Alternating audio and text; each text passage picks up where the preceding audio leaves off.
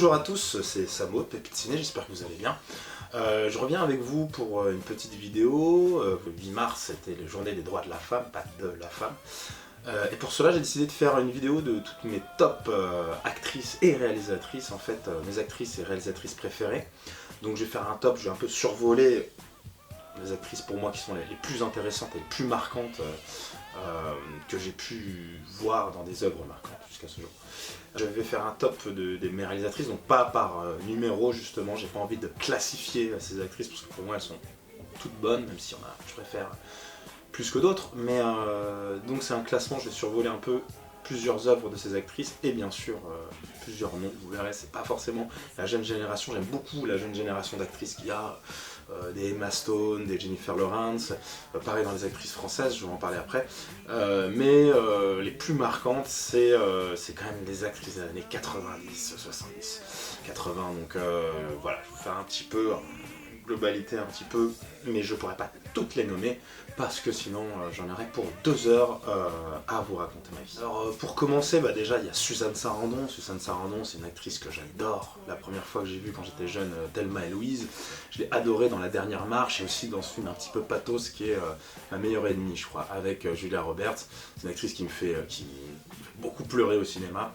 Je l'adore dans Le Client aussi de Joel Schumacher où c'est vraiment femme forte, grande gueule et elle a un jeu vraiment impressionnant. Alors j'adore aussi Kathy Bates. Kathy Bates, c'est une actrice, moi, je trouve qui a énormément de talent et qui a énormément de palette de jeu d'actrice. On peut la voir aussi bien très bouleversante dans Beignet de tomates vertes de John Avnet et elle peut faire flipper mais grave dans Misery en fait de Bob Rainer, donc ce film adapté de Stephen King.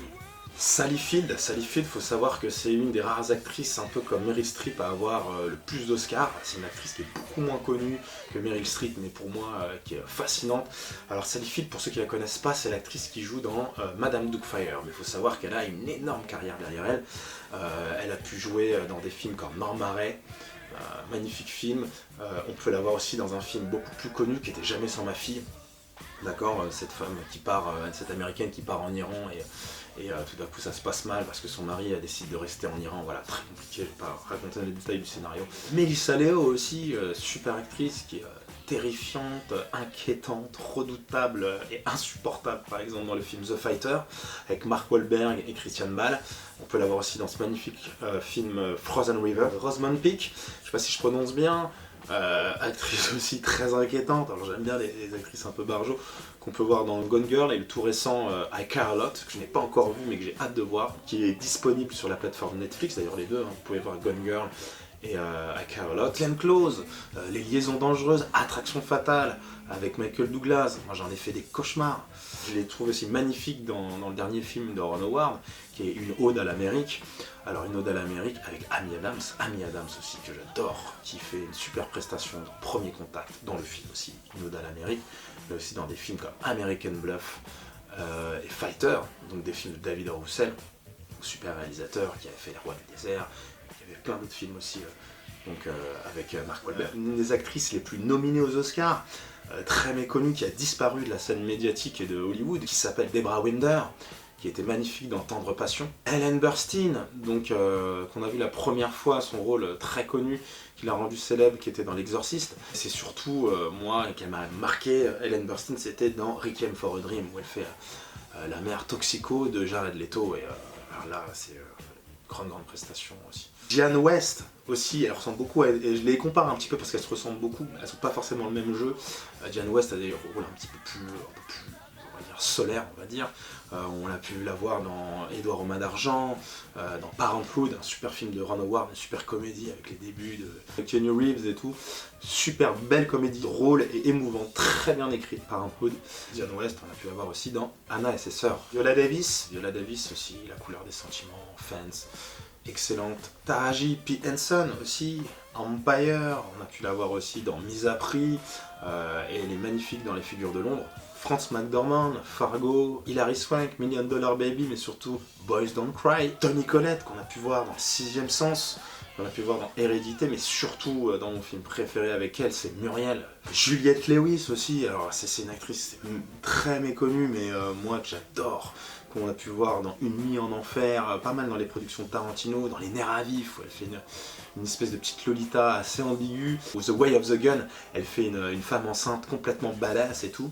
C'est un film de Christopher McCarthy, le scénariste de Usual Suspect, et le dernier réalisateur de la saga Mission Impossible, donc Ghost Protocol et Fallout, d'accord. C'est aussi Tom Cruise qui l'a rencontré sur la première fois, en fait, il l'a engagé, c'était sur le tournage de Jack Reacher, qui était un bon film d'action assez efficace. Angelica Houston, je vous conseille de voir Les Arnaqueurs, The Grifter, un film de Stephen Frears avec John Cusack et tout.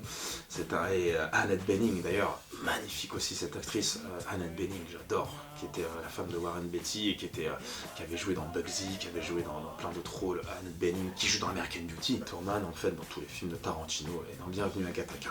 Dans les actrices françaises, alors moi je suis un grand fan de Miu Miu dans tous les films de Bertrand Blier, que ce soit Les Valseuses, Tenue de soirée, et Germinal aussi. Lubna Zabal, Incendie, Hélène Vincent, une actrice qui me fait rire et à la fois pleurer, qu'on a pu voir dans le film La vie est un long fleuve tranquille d'Étienne Châtillier, et surtout dans les derniers films de Toledano Nakache. Donc il y avait Samba, il y a Le sens de la fête, et bien sûr très prenante dans Hors Normes, Valérie Lemercier qui me fait énormément rire, Palais Royal, Les Visiteurs, Le Derrière, Xago Bretman aussi, qui fait énormément rire, dans La Crise, dans Il a tes yeux aussi, une espèce d'humour avec qu'elle a très pinçant avec ce rôle où elle fait du racisme ordinaire, c'est magnifique. Elle est très bien dans ce film, dans Il a tes yeux, donc de Lucien Jean-Baptiste, et aussi dans Le premier jour du reste de ta vie. Par exemple, dans les actrices un petit peu d'Amérique du Sud aussi, il y a des grandes actrices. Fernanda Montenegro, Central do Brasil, il faut absolument voir ce film. Magnifique, émouvant, prenant. Et tout récemment, Marta Nieto dans Madre aussi, un super film qui est sorti l'année dernière en 2020. Alors je finirai la petite note sur une actrice incroyable que j'aimais pas forcément. Des fois j'ai du mal avec certaines actrices, je trouve que maintenant beaucoup cabotent. Voilà, par exemple, je trouve que même si c'est des actrices, attention, que j'adore, et je joue par exemple Isabelle Huppert, fait du Isabelle Huppert, Catherine Fro fait du Catherine Fro, Cotillard fait du Cotillard, même si c'est des actrices que j'aime bien dans beaucoup de films, d'autres où elles m'agacent un peu, et il y en a une qui m'agaçait avant, et que maintenant que j'ai validée parce que je la trouve juste excellente, et au début je la trouvais un peu prétentieuse.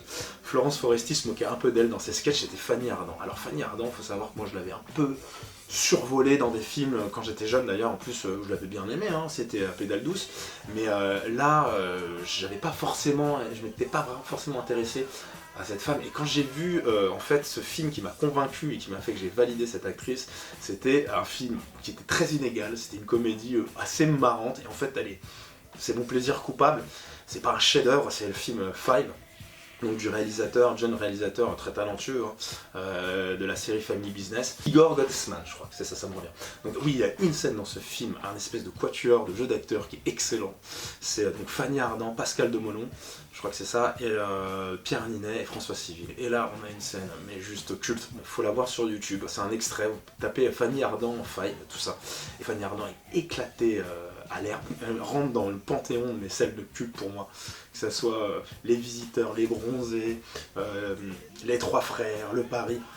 Il y a des scènes comme ça, tu les regardes, et je la regarde en boucle, et elle me plie, et regardez, elle est là sur YouTube, elle est disponible. Donc, du coup, j'ai dit, je vais aller voir un petit peu sa filmographie, parce que j'ai jamais voulu m'intéresser, parce que j'étais un peu réticent, ce côté un petit peu, je la trouve un petit peu nonchalante et très prétentieuse, et en fait, c'est une super actrice, et j'ai vu par la suite le film de Nicolas Bedos, Une belle époque, et j'ai trouvé excellent. Du coup je suis allé voir tout son répertoire de François Truffaut, et donc La femme d'à côté, qui parle voilà, d'une passion amoureuse avec Gérard Depardieu, une passion destructrice, où elle est un peu plus ou moins, je pense, érotomane dans ce film-là, et elle est excellente, et du coup je me suis intéressé à voir d'autres films d'elle, et j'ai beaucoup apprécié. Claire Denis, toute sa filmographie. Susan Bier, grande réalisatrice danoise à qui on doit Brother, mais surtout l'excellent After the Wedding, vous pouvez le voir sur Arte en ce moment, c'est un film magnifique.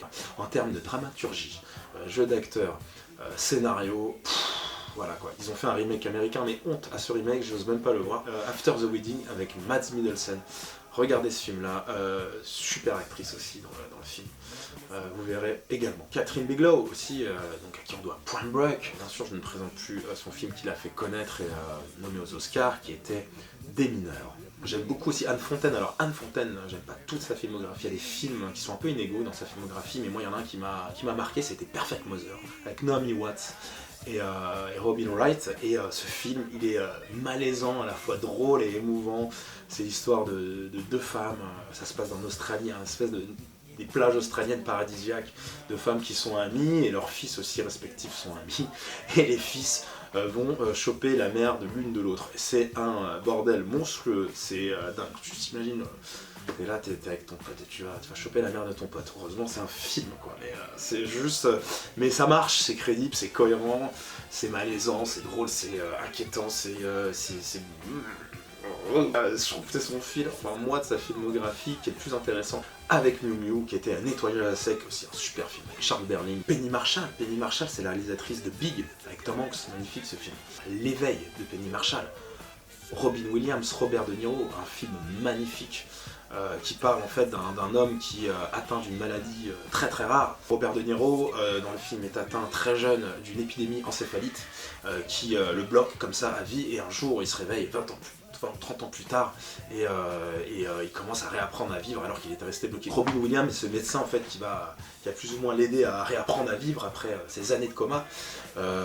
Non, chef-d'œuvre, il faut absolument voir ce film-là. C'est un film très méconnu du grand public. C'est un film qui était nominé aux Oscars, mais qui a été, je pense à l'époque, qui a été effacé parce qu'il y avait des grosses machines de guerre en termes de films à cette époque. Mon grand coup de cœur restera l'actrice, réalisatrice et metteuse en scène Colin Serrault, à qui on doit le très populaire 3 hommes et un couffin, l'excellent film hybride Chaos, qui jongle entre drame social, comédie, thriller et conte, et surtout 3 œuvres majeures qui sont Romuald et Juliette, La Crise, l'une des meilleures comédies jusqu'à ce jour pour moi, en termes de dialogue et de scénario, et surtout l'excellent et sous-estimé La Belle Verte.